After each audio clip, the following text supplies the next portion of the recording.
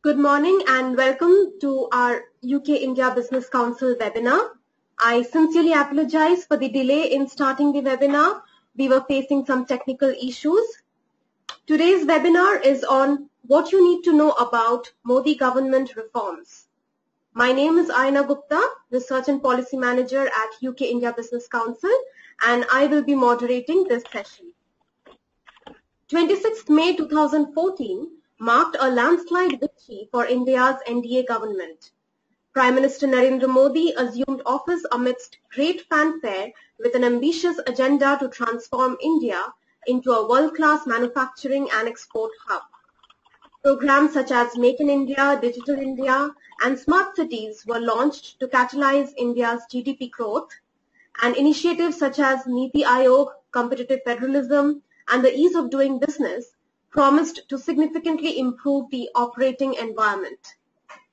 As the 2 years of Modi government drew to a close, speculation mounted in the media and public opinion remains divided about whether the PM Modi achieved what he set out to do. Given the significance of this debate and the relevance it holds for our stakeholders in the UK and India, we decided to devote our first quarter entirely to this topic, 2 years of Modi governance, and structured all our events and activities around it. In this webinar, we continue with the theme and reflect on the government's performance and review how the reforms and initiatives have impacted the Indian economy and foreign investor sentiment. Before we begin, I would like to familiarize you with the toolbox on the right-hand side of your screens. Just to let you know, everyone will be on mute during the course of the webinar, but if you do have a question, please type it into the little bracket on your toolbox in the Please Type Your Question Here section to send this to me, and I will take it up during our Q&A session at the end. I am delighted to welcome our first speaker, Dr. Shubhra Rao, Chief Economist at Yes Bank. With a PhD in economics from the University of Mumbai, Dr. Rao brings with her over 25 years of experience in academia and industry. She will be joined by Ms. Yuvika Oberoi, our second speaker for today. I would now like to welcome Dr. Shubhra Rao for her insights on Modi government's reforms. Thank you, Anna, and thank you all of you for joining us for this very pertinent subject that probably is exciting the global investors at a time when the growth engines are virtually absent, particularly in the developed world, and more importantly, the investors around are looking to find attractive and sustainable avenues of growth. At this point in time, therefore, it becomes more important to trace the last 2 years of the new government's performance and make an assessment, a rather candid and honest one, as to how far have we come in these last 2 years in our ability to address the key impediments that hurt India's growth prospects. Have we been able to address some of the structural issues that bogged us down?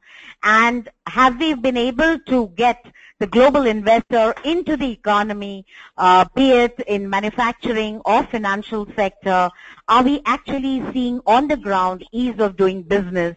So I think these are the pertinent questions that come to everyone's mind, whosoever looks at India as the most favorable destination. I think we may have earlier addressed about these issues that India has come a long way from 2013 to 2015 and 16 in stabilizing its macroeconomic variables, be it inflation or fiscal deficit or our excessive dependence that was seen in terms of external sectors, dollar deficit that we were facing. All of these issues have been to a large extent resolved. We have a current account deficit which is well under control. We have inflation which used to be in double digits, now into single digits, within the RBI or Reserve Bank of India's comfort zone of 5% or thereabouts. Our fiscal arithmetic looks more credible. And last and not the least, our reform process has maintained and perhaps quickened and accelerated in its momentum. I think these are the few factors which have got everyone's attention, and this is over the next half an hour. What we would like to do is share with you what have been the exact action steps that the new government has taken in improving the climate. I will just give you an overview, following which my colleague Yuvika will take you through all the details, and subsequently we will be able to answer your questions thereafter. Very clearly, ease of doing business both at the central government and also its percolation down to the state level was the key to getting the global investors and manufacturers attracted to our country. Have we been able to do that? I think we will take you through that impact assessment. As I said, India has been able to open up its economy over a period of time. What has been our relative strength? Where have we remained vulnerable? How have we been progressing in plugging those vulnerabilities? Have we done enough to address the biggest deficit that the country faces, that being of infrastructure, be it in hard infrastructure like roads, power, ports, among others, and also the soft infrastructure?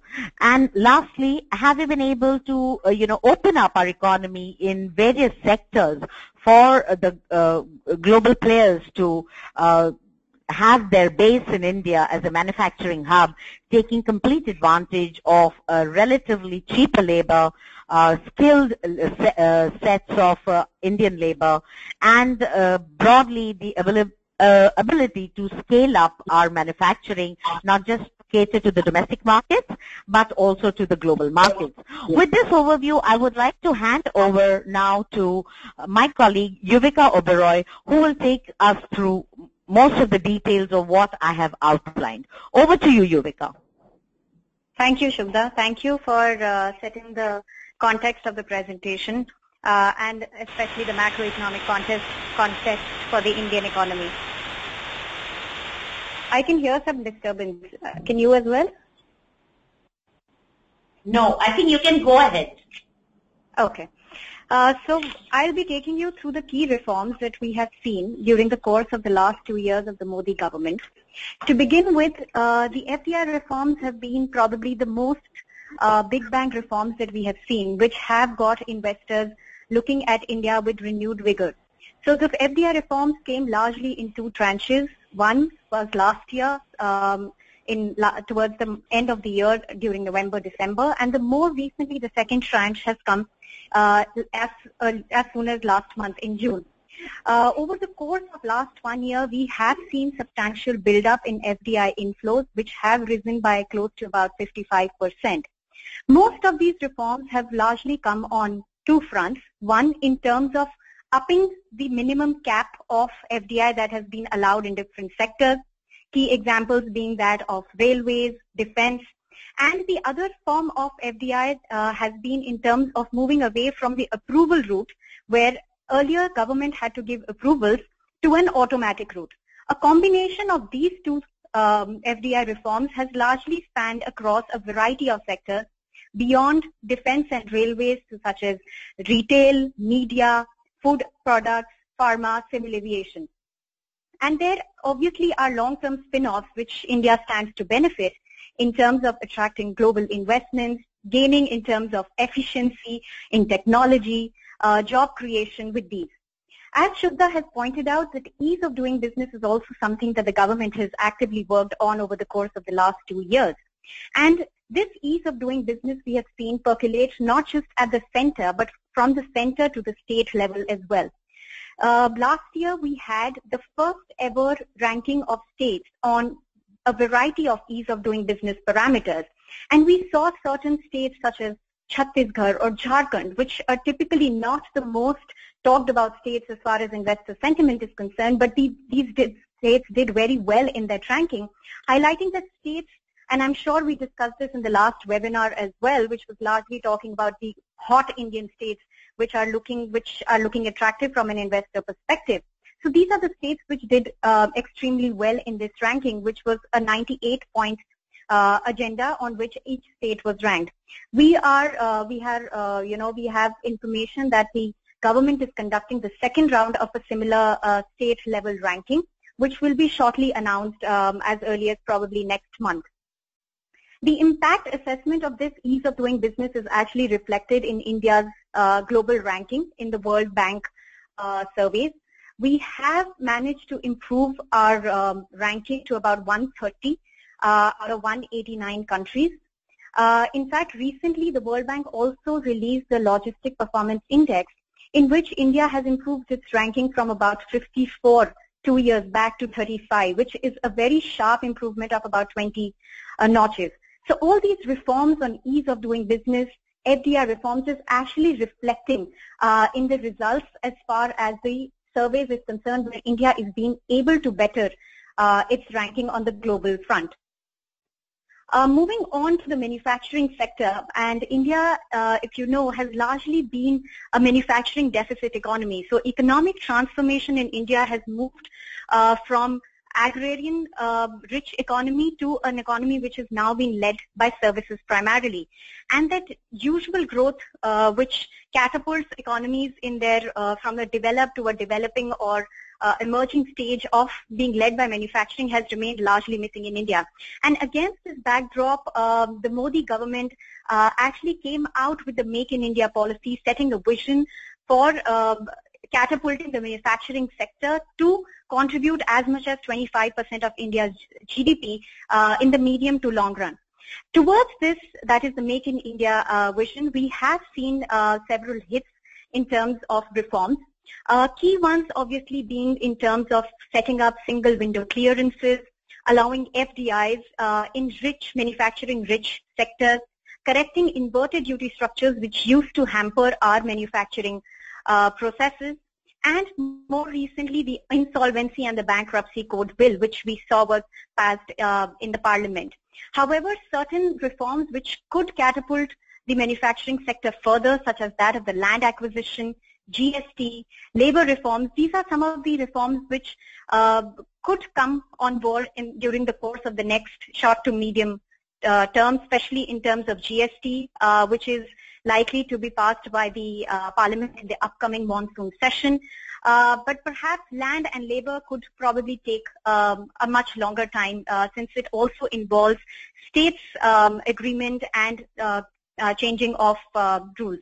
So in terms of manufacturing, the impact of it can be seen in terms of the number of global players that have shown interest to set up manufacturing units in India. Key among these are obviously that the most famous ones are Foxconn setting up a manufacturing unit to produce Apple iPhones in India. We have seen investor interest in terms of auto segment, where BMW, Renault, global key marquee names setting up manufacturing facilities in India. Like I said, labor is one segment which has remained on a back foot. We haven't seen too many labor reforms, but a few state initiatives in states of Rajasthan, Gujarat and Madhya Pradesh have come on board, but this is only piecemeal and it has a much longer way to go ahead. In terms of macros, Shubhda did speak about growth. The other macro which is most important is that of inflation. And in India, typically inflation is largely a mix of both supply side and demand side inflation. And over the last 2 years, we have seen monsoon, which is a key dependent factor for agricultural output, since irrigation is not as widespread. So monsoons become very relevant for agriculture production.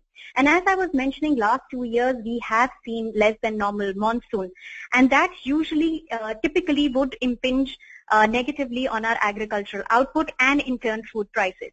However, in a departure from this trend, over the last 2 years we have seen the government actively come out with proactive measures in terms of management of the food economy, which has helped to keep inflation, especially those related to food items and perishables, under check. So, for example, in the last 2 years, we have seen government impose minimum export prices on key food items, stock limits. Pulses imports have been revved up since pulses production fell short, and a variety and host of other measures have been undertaken to ensure that food inflation remained in check. And remind you, about 3 or 4 years ago, India's inflation was almost in double digits, about 10 or 12%. And due to this excellent management of the food economy, systematically our inflation has come up from double digits to somewhere close to about 5 to 5.5% range. On the trade front, we are aware that the global economy and the trade as an engine of global growth has taken a beating over the last 2 to 3 years. One reason obviously being the sharp decline in commodity prices, but in addition, subdued global demand has also had its role to play. In such a scenario on the global front, our exports haven't been doing too well. We have seen successive contraction in exports. While though India being a net importer of commodities and especially crude, though has benefited in terms of being able to curb its imports. In such a scenario, the government has come out with policies to support our export growth. Even in terms of our foreign policy, whenever Mr. Modi travels abroad, we always hear him talking about economic cooperation to propel India's trade potential. And we have seen over the last 2 years efforts on the behalf of the government to forge trade contracts or trade agreements with variety of countries. And we are hopeful that these trade agreements, when they come on board fully, will be able to support our trade potential as well as growth in exports. And in addition to this, variety of administrative measures have also been undertaken to ease the comfort with which exporters are able to export out of the country. We have seen 24/7 custom clearances coming at seaports and airports. We have seen reduction in mandatory number of documents for exports and imports. The process used to be extremely cumbersome to file for exports and imports, which have now been reduced drastically, which is also being appreciated by domestic exporters. Moving on to the other successful turnaround that this government can be credited for is that of credible consolidation on our fiscal front. So back in about FY10, FY11, we were struggling with a very high fiscal deficit, somewhere to the tune of 6%. While fiscal consolidation did begin before 2014, but this government has taken forward the agenda of fiscal consolidation over the last 2 years when tax revenues haven't, when growth has been slipping and tax revenues haven't really kept up pace, keeping that credible fiscal consolidation, mind you, has not been easy. But nevertheless, this government has been able to achieve it, and this is a big success like I spoke about. So we have seen over the last 2 years, government set out a credible fiscal consolidation roadmap. So they haven't been talking about year to year, but largely a vision, a 5-year vision that we have to systematically bring down the fiscal deficit to close to about 3% by 2018. Along with this, recently they have set up a medium-term fiscal framework. In addition, they are working with realistic targets as far as tax revenues are concerned so that they do not overestimate taxes in exuberance and then lest they have to cut expenditures at the end of the year. So realistic management of taxes and expenditure has also been a key strength of this government. In addition, on the expenditure side, the controlling of subsidies, which was a very heavy item on the expenditure side, that this government has done beautifully. So in terms of reforms, the biggest perhaps reform on the subsidy front has been the deregulation of diesel prices. Earlier, the government was paying a huge amount of subsidies on price of diesel, which has now been done away with. So now international commodity prices, as it is match our retail prices, and there is no subsidy component as far as diesel is concerned. In addition to this, the disbursement of subsidies to the beneficiaries is also something that has seen improvement with the scheme of direct benefit transfer that the government has taken forward. So instead of routing payments through intermediaries, now subsidy payments go directly into the bank account of the beneficiary, and this is something that is expected to plug subsidy leakages and therefore controlling the subsidy outgoes to a much greater extent. In addition to these fiscal reforms that I've just spoken about, the government has also recently amended the DTAA, which is the Double Taxation Avoidance Arrangement with Mauritius. And the long-term impact of such a amendment of tax avoidance treaty is that it will reduce tax evasion and round-tripping of funds which used to come through the route of Mauritius in the Indian market, and probably help set up clarity in taxation policies, which will also, be viewed and should be viewed beneficially by foreign investors. On the fiscal side, I would like to spend some time talking about the GST, which is probably the most anticipated reform. And as I said earlier, it is highly expected that the government is likely to pass the GST bill if political consensus is formed as early as this monsoon session, which is due to start next week. In terms of GST, what the government intends to do through a GST is to set up an integrated unified taxation regime in India, and this is likely to benefit manufacturing units by lowering their incidence of taxation, and at the same time help government capture a greater audience as far as or a greater number of people in the tax ambit, to get more manufacturers in the tax ambit, which as of now a lot of tax evasion happens in the country. It is also expected to boost GDP growth by about 1.5 to 2% in the medium to long run. A lot of positive spillovers are expected from GST. If it passes in the monsoon session of Parliament this month, then it would require 2/3 of the state assemblies to ratify the bill. And probably we could see it coming on board sometime from probably April next year, which is kind of a deadline that the government has put. So we are hopeful that this reform will also come on board, in addition to the variety of reforms that we have already seen. In terms of infrastructure, the policy of the government has been very clear. They have aimed to address the infrastructure deficit in the country and remove the ambiguity in policies which were hindering investment in most of the infrastructure sector. So policy clarity is something that this government has been able to deliver over the last 2 years.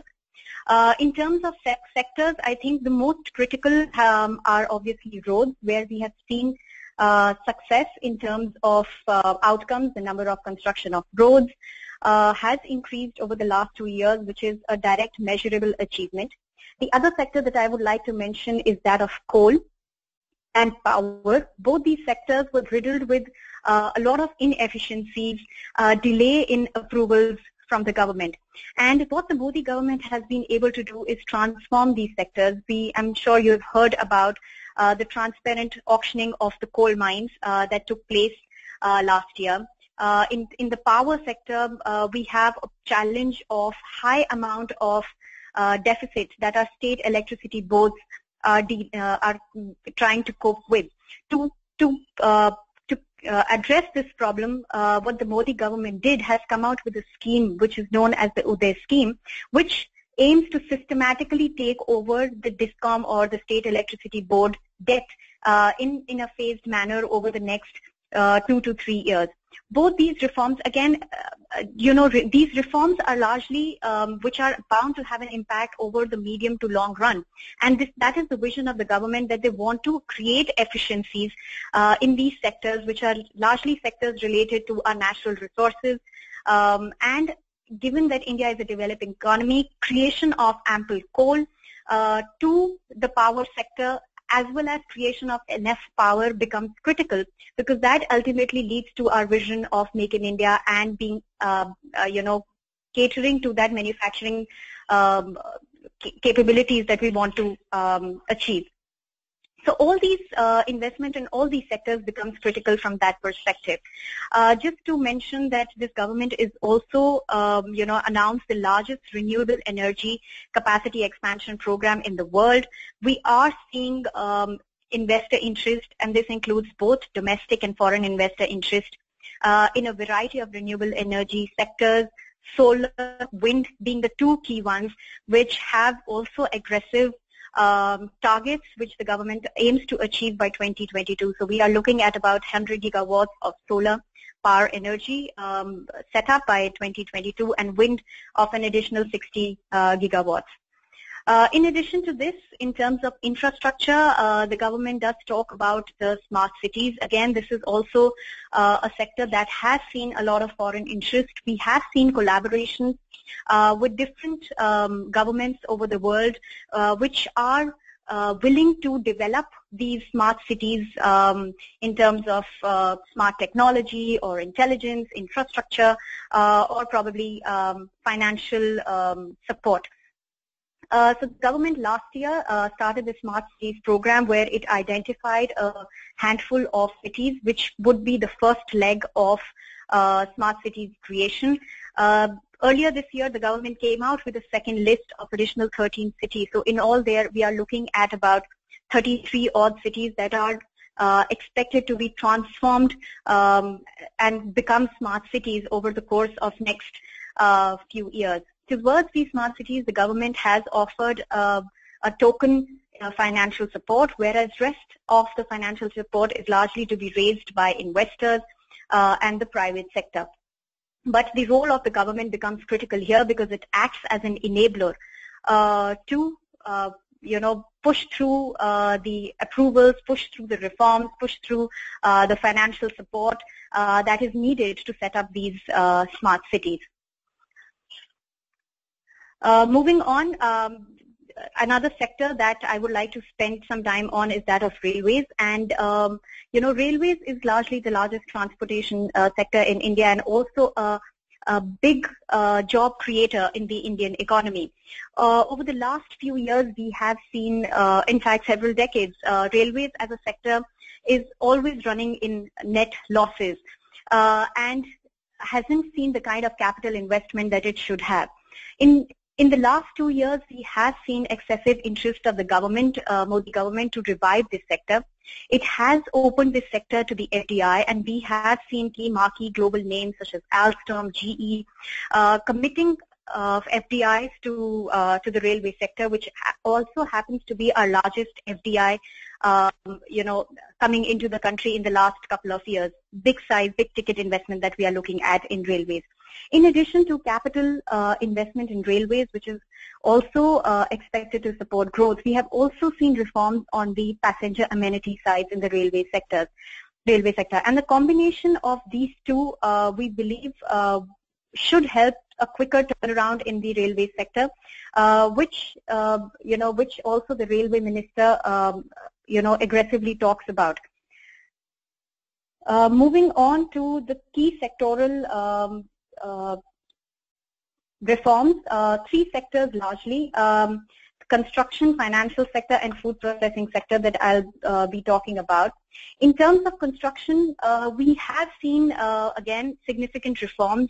We have seen the government allow 100% FDI in the sector and simplification in line with its ease of doing business reforms, simplification and easing of rules. However, construction tends to be a sector which is largely gestational, and it takes time for all the reforms that I've spoken about, such as smart cities, to actually have an impact on the ground. So while on the ground we do see construction sector picking up very marginally, but not to the extent that we would have anticipated. So in all, it's still, so a lot of reforms have happened, but its translation as of now remains weak. But we expect that over the course of next 6 to 12 months. Construction should be a sector that should come up in a much stronger way as the gestational, lagged impact of the kind of reforms that we have seen in the last 2 years comes on board. We also, in terms of the financial sector, the government, along with the RBI, has announced a slew of financial sector reforms. The key among these is the Pradhan Mantri Jan Dhan Yojana, which aims to inculcate, banking practices amongst the masses in India by encouraging each household to open at least a bank account. Mind you, bulk of India's population remains or was unbanked before this financial inclusion program that the government started. As of now, the traction of this particular scheme is extremely good.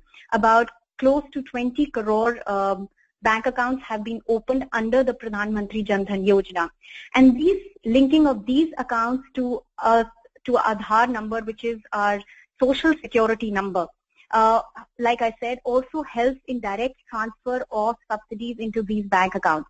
So the key success as far as financial inclusion is concerned can be measured by the number of bank accounts and the monies that have flowed into these bank accounts, which are largely subsidy payments. In terms of financial sector reforms, like I said, it's a combination of both the government and the RBI which have announced these. So we have seen over the last 2 years new bank licenses also being issued out by the RBI. So a combination of payments and finance banks to again widen the spread of banks in a country that remains largely unbanked and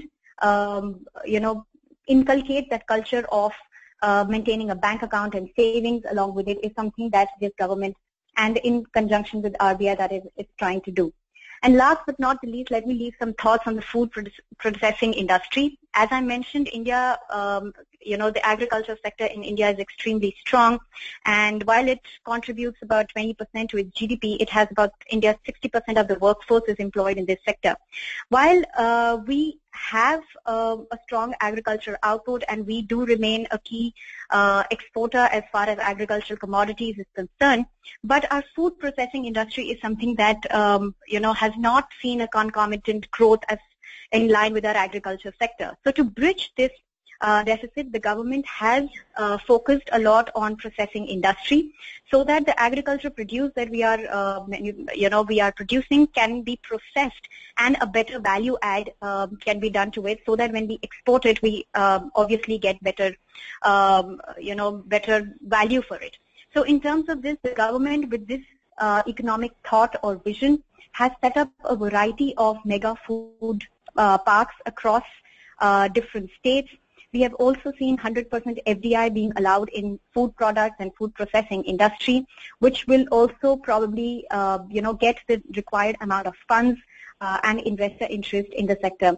Also, like I said, in India, inflation is largely, supply-led, and that is because of supply linkages and supply chains, in terms of warehousing and other such supply-related linkages remain extremely low. So something like food processing industry also encompasses all those areas of warehousing, storage, and eventually allowing FDI would also allow investor interest and investors' money flowing into these sectors, which will solve the broader problem of food management, inflation, along with improving the value addition to our exports from agri to probably processed exports. So largely, I have run you past through all the slides. Shubda, do you want to summarize it, or should I do a quick summary? No, Yuvika, you can go ahead. Okay. So just as Shubda had mentioned in the beginning that, the focus of the government has been, very broad-based. So they have looked at a variety of sectors, right from agriculture, which has implications for our exports, for inflation, to manufacturing with vision schemes such as Make in India. In addition to this, the government has also been talking about flagship programs such as Digital India or Startup India, which are also enablers resources which go into, creation of the right digital infrastructure, or giving entrepreneurs, first-generation entrepreneurs, the boost that they need to set up, businesses.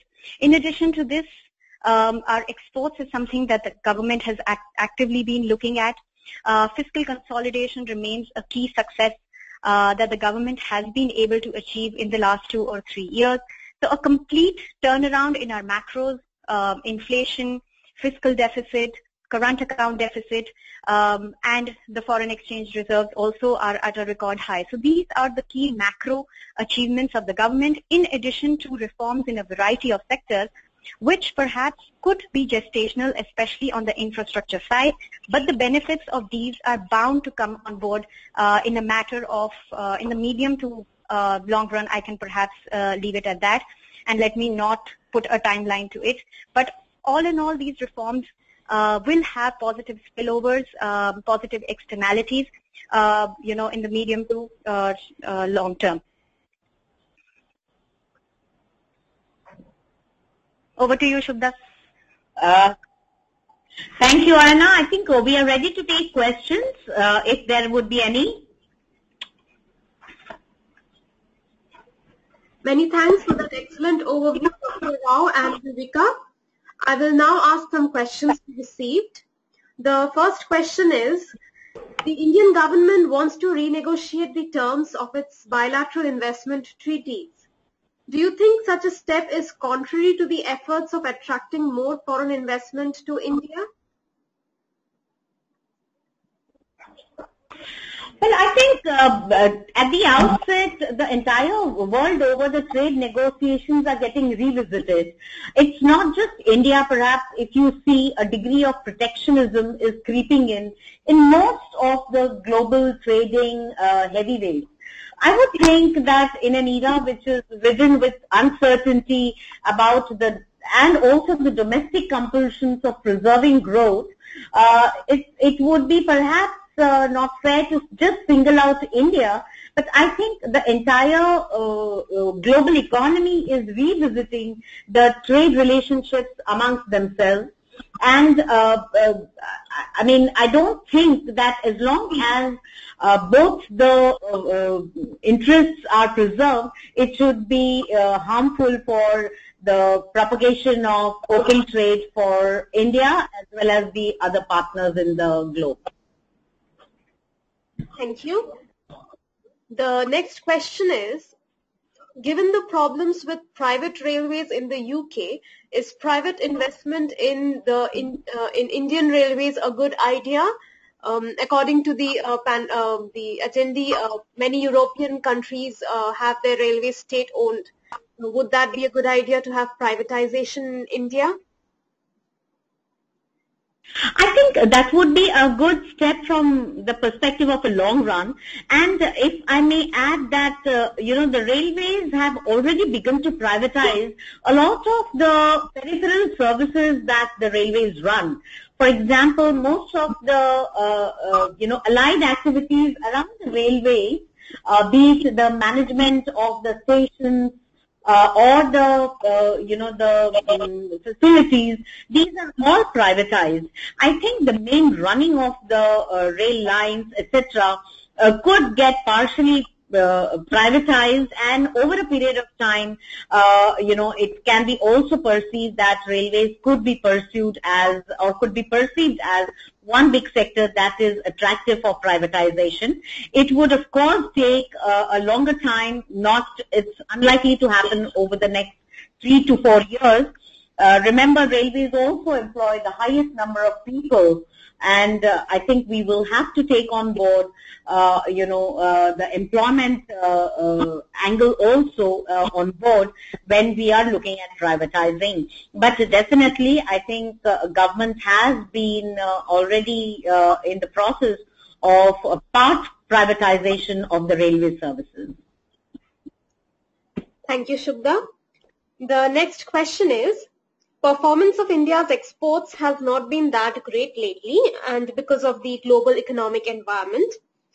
Do you think India should be more proactive in signing free trade agreements to give exports a boost as success of the Make in India scheme is greatly linked to growing exports. And I'll also link this with another question we have received, which is India willing to increase trade with the UK following Brexit? So I think you can answer both the questions at the same time.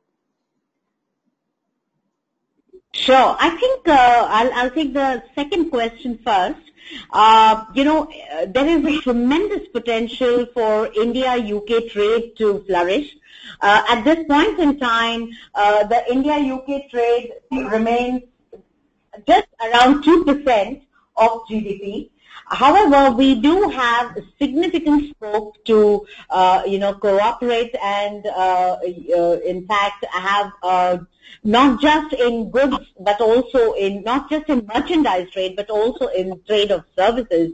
I think there is a mutually beneficial partnership that we can explore. And before I move on, I think, I did say that it was a 2% share of GDP. My apologies, it's 2% share in the total trade that India has with UK. Going ahead, you did ask about the importance and should India go in for free trade agreements, particularly linking it with the Make in India program and how well synced all this would be. I think, free trade agreements is one subject which needs to be carefully, looked into. While India has shown its preference to trade in the recent times with more growing nations where the partnerships are being seen thriving, particularly in ASEAN region. If you look at the trade pattern, the intra-country trade within ASEAN region has increased. But does that mean that India needs to exclude the developed markets? Most certainly not. As I said, India and UK have natural synergies. We can grow our trade in segments of manufacturing, in segments of energy, and also in the traditional sectors like textiles. India and UK have had a traditional and bilateral trade in segments like textiles or in auto. So I think overall, if I were to sum it up, it would be that India would be open to looking at free trade agreements as long as it's taking the trade interests of the region, of the country forward without significantly compromising on the domestic compulsions that it feels. But I think post-Brexit, I think India-UK only need to just, see a quantum jump in its bilateral trade and economic participation. Thank you, Shubhra. That was very helpful. The next question is, what are your views on the recent cabinet reshuffle by Prime Minister Modi? I think the message is pretty evident that the Prime Minister has likely led this reshuffle, on the basis of performance. And I think it just spells the government's message to everyone that this is one government which, attaches significant importance on performance and keeping up with the promises made during the, elections. I think the whole emphasis is on, being able to meet with the agenda that the government set itself forth with, to bring in an inclusive growth, to bring in, a comprehensive confidence that India ought to enjoy rightfully amongst in the global marketplace. Make India as the most attractive destination, through its reforms, through its transparent governance regimes. And I think that is where, the simple sense of the reshuffle can be taken as a broader message that there would be no compromise on the ideals on which this government enjoyed the overwhelming majority that it came to power with. Thank you. The final question is that it is often felt by foreign investors that Modi government's reforms sound very good, but they are not filtering through the lower levels of bureaucracy If you could advise the government, what advice would you give them to make this more effective? Well, I think, to be fair, we have seen traction in a lot of these reform steps that the government has taken. Yes, any phenomenon cannot change overnight, though I must add that the bureaucracy is much more answerable today, in carrying out the intended agenda items of the government. So a lot of these reforms, we have to say, and we have to acknowledge, are gestational in nature. For instance, if we have introduced a series of reforms in infrastructure, they're unlikely to translate into headline actions or headline numbers overnight. But does that imply that the government has done little or is moving at a very slow pace? I would think not. I think particularly over the last 6 to 8 months, the government has amply demonstrated its agility to bring forth very critical reforms. And one such big reform, which Yuvika earlier spoke of, which is the GST, is probably going to be the biggest reform that India would have brought forth in almost a decade. So I would think that while bureaucracy would, at the end of the day, translate all the government intents and bring them on board at the stage of implementation, you could have a few examples where perhaps there have been delays, but I can assure you, I don't think that's a broad-based observation. And so far as all of this translating into headline numbers, into faster job creation, I think that is where the government is completely seized on realities and is working, towards achieving exactly those goals. So I think over the next 6 to 12 months, you will see a lot of traction in all the action steps that the government spelled out a year ago, and all of these actually coming on board in terms of headline numbers. Thank you, Dr. Rao, and thank you, Yuvika, for the excellent overview and interesting insights. Thank you very much for your time. Thank you, Anna. And I hope this was valuable to you. If you have any feedback or comments about today's session or a session that you'd want to see us do in the future, please feel free to get in touch. I would also like to invite you to visit our website and check for the webinars that we are organizing. And our previous webinars are also available to watch at any time. I would also request you all to kindly fill in the feedback form at the end of this webinar, which would help us to make our webinars better. Thank you for joining us.